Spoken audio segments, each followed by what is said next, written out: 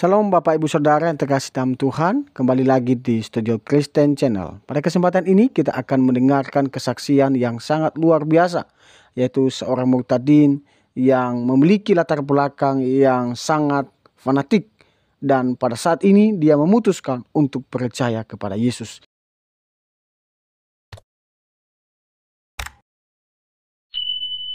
Bersaksi cinta kasih Tuhan, seperti apa jamahan Tuhan terhadap saya. Pasti semua akan bertanya, kok bisa? Sudah naik haji, kok bisa mengenal Tuhan Yesus? Saat 2010, saya menjalankan ibadah haji. Dan di situ saya berjalan bersama rombongan yang ada di Jabal Rohmah. Saya melihat 3 salib. Dan orang tidak melihat semua, tapi mata saya melihat. Oh, tidak mungkin, dan saya tidak percaya. Saya sendiri yang melihat, yang lain kan tidak melihat. Dan tandanya kuasa Tuhan terjadi dalam hidup saya. Saya dari Jawa Timur, saya orang Sidoarjo. Ternyata di dalam doa saya, di setiap saya berdoa, saya diperlihatkan dengan sinar kembali. Dengan jubah kebesaran yang saat ini dipakai Tuhan Yesus yang ada di foto-foto. Dan setelah saya pulang dari haji 2010, 2011 itu, saya di situ, dan terus itu sering terjadi di dalam saya doa, dan setelah sholat itu, tahajud itu juga, di saat saya buka jendela itu tiba-tiba melihat jubah dan sinar.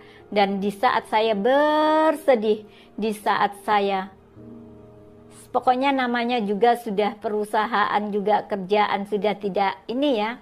Jadi yang tadinya juga kemana-mana bisa, akhirnya ada yang seperti membelai rambut saya. Iya.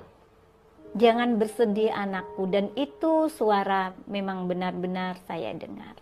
Jadi saya toleh juga, cuma saya melihat jubah lagi dan orang yang punya ini apa, jenggot itu. Yeah. Biasa saja, karena saya berpikir aneh gitu aja. Jadi saya tidak ada pikiran, masa sih?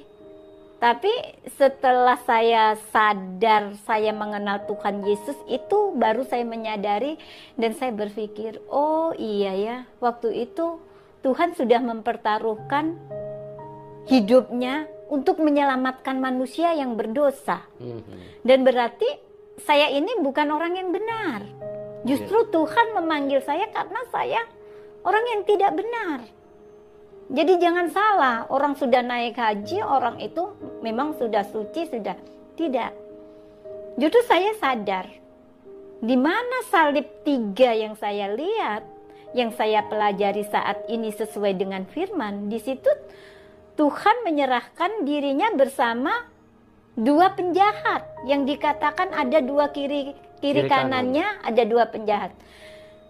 Jadi saya baru mengerti, baru menyadari saat ini. Waktu itu tidak sama sekali, karena saya tidak mengenal siapa itu Tuhan Yesus. 3 salib yang ada di padang gurun, yang ada di bukit, ternyata itu Golgota. Ternyata memang tidak ada yang mustahil bagi Tuhan. Dimanapun Tuhan menunjukkan wajahnya. Dan di situ memang benar-benar ada. Saya mengambil kesimpulan dan keputusan itu karena berulang-ulang kali setelah pulang dari haji. Yang waktu naik haji itu kan cuma 1 kali yang saya melihat salib ya. Tidak ada pikiran untuk apa dan siapa dan gimana. Dan kedua kalinya di Jabal Nur, yaitu bukit yang tertinggi itu. Dan di situ saya mewakili dari yayasan untuk membentangkan banner. Saya membentangkan banner, dan saya adalah satu-satunya perempuan yang naik ke gunung tersebut. Oh, Tuhan itu luar biasa ya. Jadi saya itu baru sadar setelah 2017 itu benar-benar saya dijamah Tuhan hati saya dan saya memutuskan untuk saya ikut Tuhan. Jadi selama itu tidak ada, karena yang saya baca bukan firman Tuhan. Jadi saya tidak mengerti apa isi firman Tuhan yang sesungguhnya itu, saya tidak mengerti sama sekali. Apa yang diperlihatkan dari mulai salib, dari mulai jubah, dari mulai sinar, itu jadi saya sama sekali tidak berpikir bahwa itu adalah Tuhan yang mau selamatkan jiwa saya. Haleluya, luar Terus biasa. tadi Bapak kan bertanya, kok bisa Ibu memutuskan begitu saja ikut Tuhan Yesus? Iya. Karena di saat memang saya terpuruk, benar-benar terpuruk, ya saya mendapatkan firman firman di dalam Yohanes pasal 14 ayat 6. Oh, Akulah jalan kebenaran yang hidup, barang siapa mau ke rumah Bapa harus melalui aku. Itu benar-benar seperti mimpi, dan itu sampai saya hafal. Apa maksudnya? Dan memang saya kalau sholat juga saya berdoanya bukan pakai bahasa Arab, ya bahasa apapun Tuhan mengerti. Dan walaupun saya seorang haja yang waktu itu, tapi saya juga membaca tulisannya aja, bukan membaca Arabnya, jadi bahasa Indonesia. Benar, mencari Tuhan, dan Tuhan menunjukkan, cuma saya tidak peka. Dan kepekaan saya setelah saya mendapatkan firman tersebut, saya bertanya dengan teman saya, Bapak Pendeta Nome itu, saya bertanya, Bapak, saya menemukan ini, coba Umi download dulu di HP-nya, Umi lihat. Nah dari situlah mulai kecintaan saya mengenal Tuhan Yesus 2017, karena di masa 2011, 12, 13, 14, 15 sampai 16 itu cuma sering dibelai dengan orang tua yang berjenggot, berjubah, diperlihatkan jubah, diperlihatkan sinar.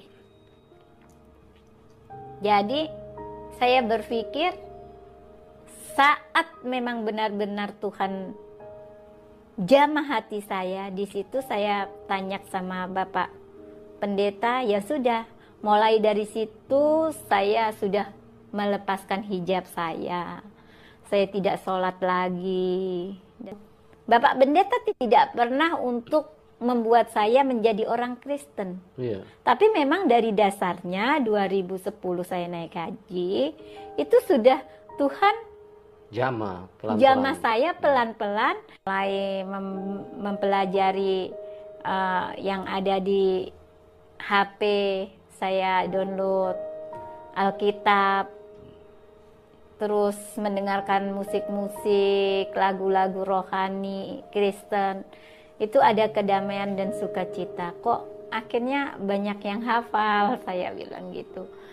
Terus saat itu juga saya pernah mendengar lagu itu. Sebelum saya mendengar lagu yang ada di YouTube itu, saya sudah pernah mendengar juga di suatu rumah orang persekutuan.